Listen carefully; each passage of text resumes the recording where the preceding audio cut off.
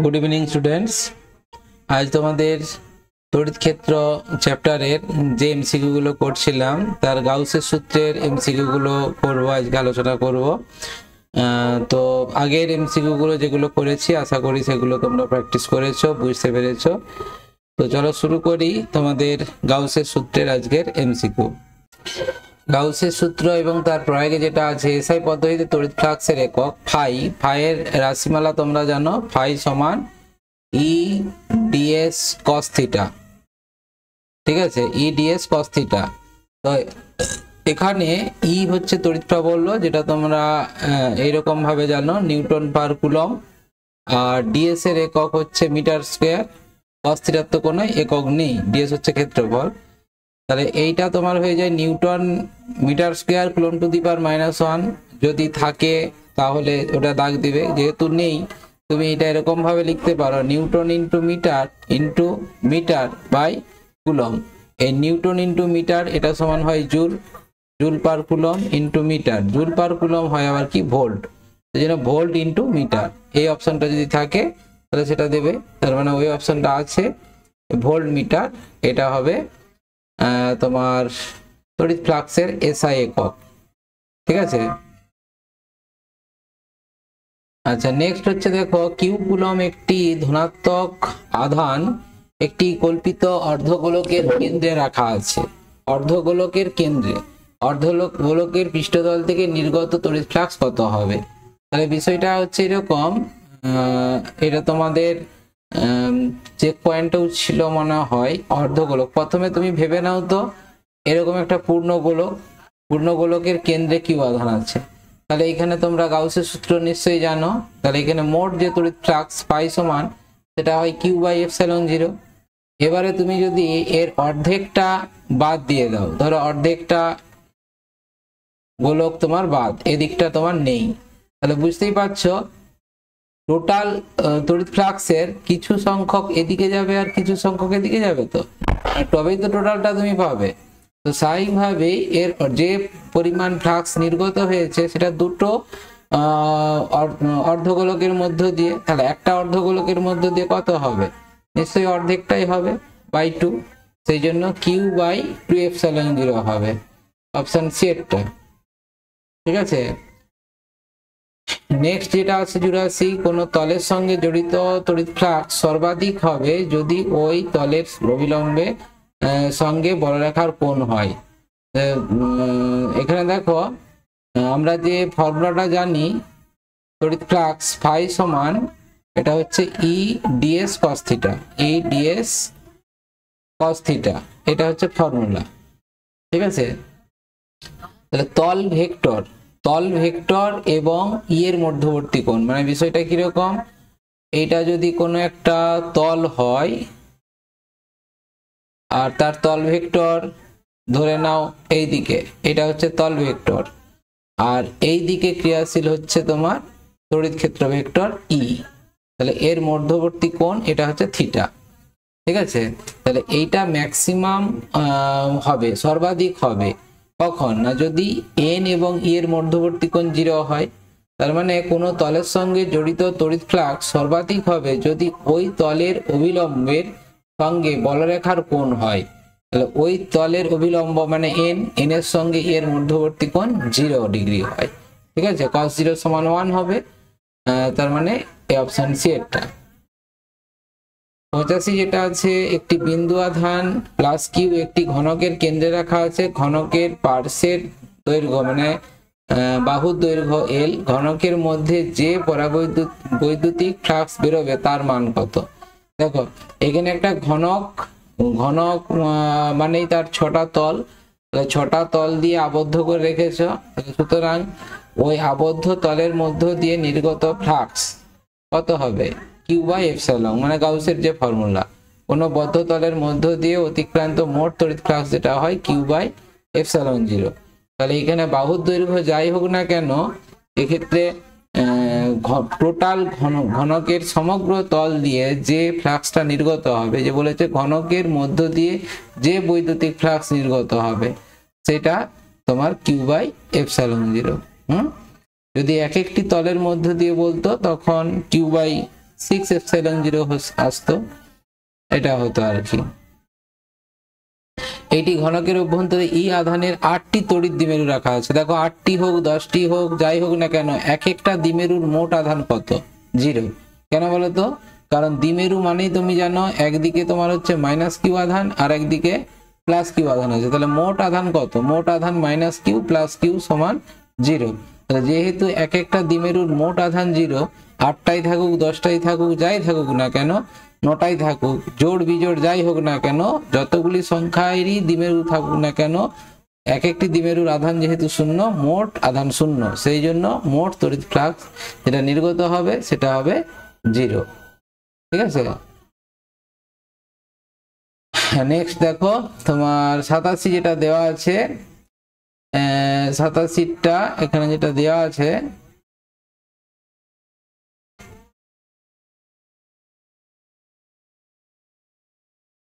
এখানটায় এস ভেক্টরটা একটু চাপা হয়ে গেছে। দেখো এখানে যেটা দেওয়া আছে ফ্লাক্স নির্ণয়ের, এই ধরনের অঙ্কগুলো তোমাদের পরীক্ষাতে থাকতে পারে, খুব ভালো করে করবে, যদিও খুব কঠিন নয়, সিম্পল অঙ্ক। এটা ই ভেক্টর দেওয়া আছে, এত প্রাবল্য বিশিষ্ট এস ভেক্টরে দেওয়া আছে, ক্ষেত্রের মধ্য দিয়ে অতিক্রান্ত ফ্লাক্স 0 হলে এর মান কত? তাহলে আমরা জানি ফ্লাক্সের যে ফর্মুলাটা, ফাই সমান কত?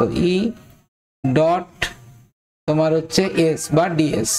ঠিক আছে, তাহলে এখানে ই এর ভ্যালু কত? 4i cap plus 5j cap plus 3k cap, এর সঙ্গে ডট ডট হবে তোমার 4i cap minus aj cap plus 2k cap.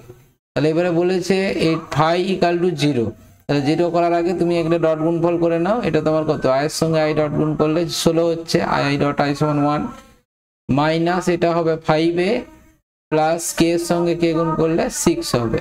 তাহলে শর্তে তোমার এটা তোমার হচ্ছে কত? 16 হচ্ছে 22 মাইনাস 5a, এটা ইকাল টু কত? 0। ঠিক আছে, অতএব a সমান কত? a সমান 22/5, 22/5 মানে 4 পয়েন্ট সামথিং হবে আর কি, 4.44, এটাই হবে। ঠিক আছে, অপশন ডি এরটা।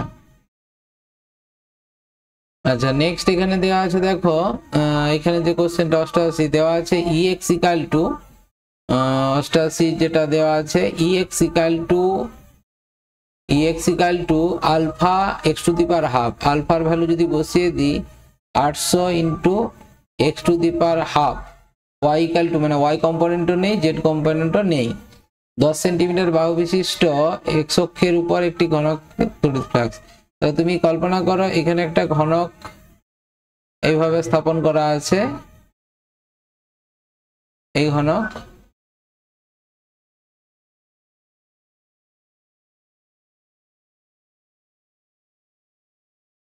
এই হচ্ছে ঘনক। তাই ঘনকের এইভাবে যদি স্থাপন করা হয়, এবারে দেখো এখানে এক্স অক্ষ বরাবর তড়িৎ ফ্লাক্সটা আছে, এক্স অক্ষ বরাবর, এই বরাবর হচ্ছে তড়িৎ ক্ষেত্রটা ক্রিয়াশীল। তাহলে এক্স অক্ষে স্থাপিত একটি ঘনকের মধ্যে ফ্লাক্স হবে, তাহলে ঘনকের মধ্যে কোনো ফ্লাক্স থাকবে না। কেন বলতো? কারণ কিছু যে ফ্লাক্সটা এখানে প্রবেশ করবে, বলরেখা যেটা প্রবেশ করবে সেটা এর মধ্যে দিয়ে যাবে, এখানে প্রবেশ করে এদিকে নির্গত হয়ে যাবে, সেই জন্য এই ঘনকের অভ্যন্তরে কোনো ফ্লাক্স থাকবে না, ফ্লাক্স ইকাল টু 0 হবে। ঠিক আছে।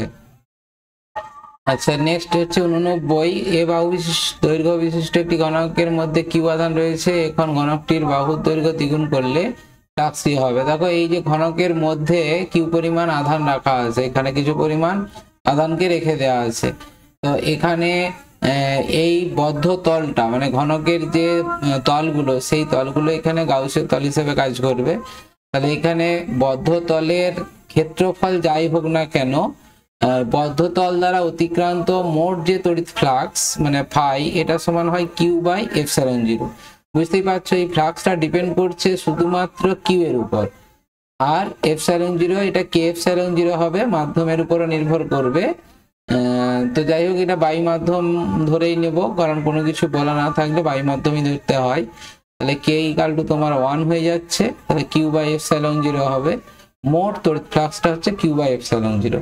তো সেটা শুধুমাত্র কিউ এর উপর নির্ভর করছে। তাহলে এখানে বদ্ধ তলের আকারটা যাই হোক না কেন, অর্থাৎ বাহুর দৈর্ঘ্য তোমার বাড়াও কমাও যাই করুক না কেন, ওই বদ্ধ তল দিয়ে অতিক্রান্ত মোট তড়িৎ ফ্লাক্সটা একই হবে, যেহেতু এখানে আধানটা কনস্ট্যান্ট। ঠিক আছে, তো সেই জন্য এই অপশনটা একই থাকবে। নেক্সট তোমার 90 যেটা দেওয়া আছে, এল বাহু বিশিষ্ট একটি ঘনককে সুষম তড়িৎ ক্ষেত্র ইতে স্থাপন করা হলো যদি এই ঘনকের দুইটি তল ই এর সঙ্গে লম্বভাবে থাকে, তাহলে মোট তড়িৎ ফ্লাক্স ঘনকের মধ্য দিয়ে কত হবে। একই রকম এই যে কোশ্চেনটা করলাম না, 88টা এই যে লম্বভাবে যেমন ভাবে যাচ্ছে, যাওয়ার জন্য 0 হলো, এখানেও ঠিক সেরকম ভাবে ঘনকের যে কোনো একটা তলে লম্বভাবে প্রবেশ করবে, অপর তলে লম্বভাবে নির্গত হবে। মোট যে বলরেখাটা অতিক্রম করবে সেটা হচ্ছে 0, নিট ফ্লাক্সটা 0 হবে। ঠিক আছে,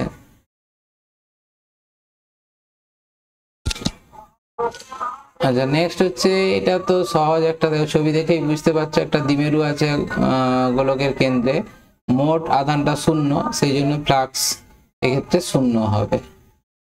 এটা তো আগে করলে। 92 যেটা বলেছে, আর ব্যাসার্ধের এবং এল দৈর্ঘ্যের একটি চোঙকে চোঙের অক্ষের সমান্তরাল ই সুষম তড়িৎ ক্ষেত্রে অতিক্রান্ত ফ্লাক্স কত হবে। তাহলে এখানে তুমি যদি একটা চোঙ কল্পনা করে নাও, যে ধরো এরকম একটা চোঙ, এই চোঙের মধ্য দিয়ে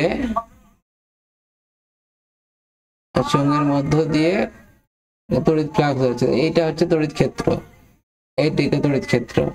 তাহলে এখানে দুটো তল আছে, এ একটা তল আর এ একটা তল।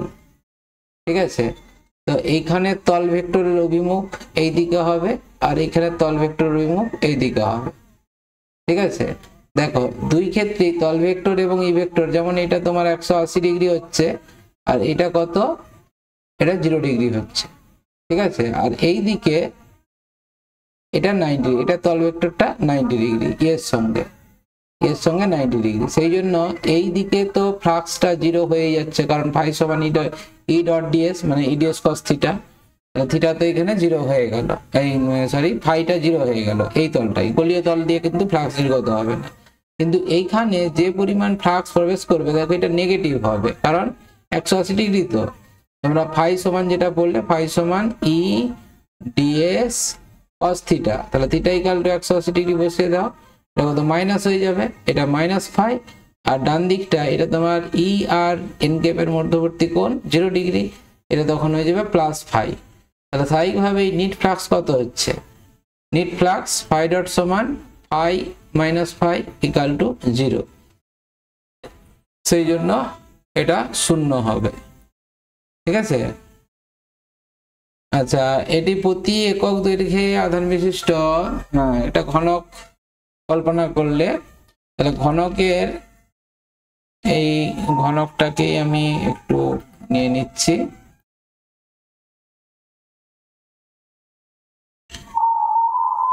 এই ঘনকটার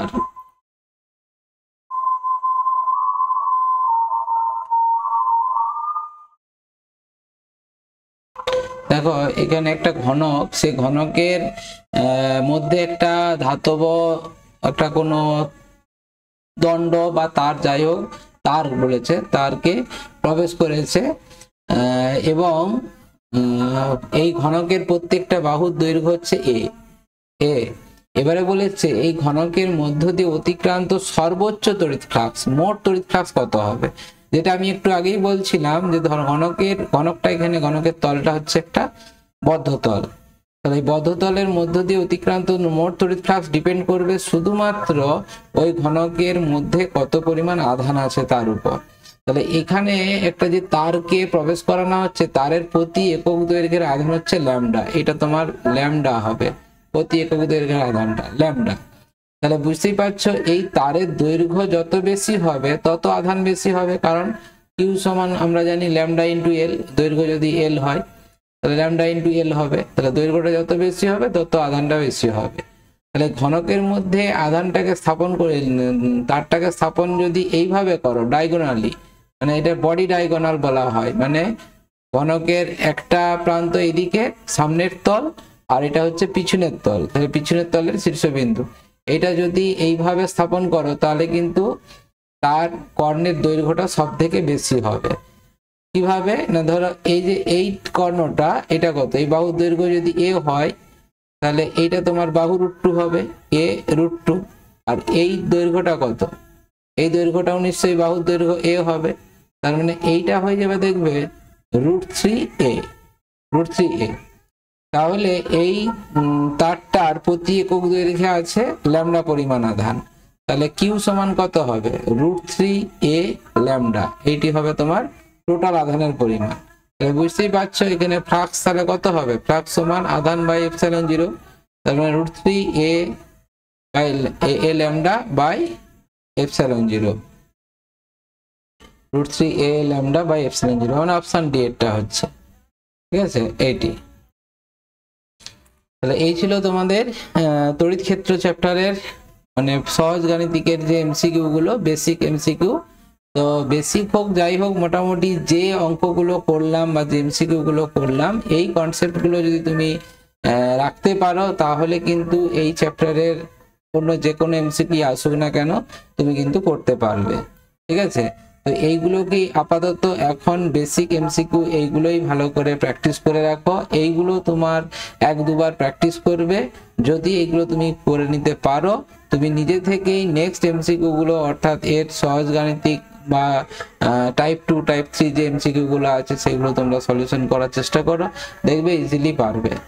ঠিক আছে, তো থ্যাংক ইউ, আজকে এটাই, পরের ক্লাসে দেখা হবে। Good night.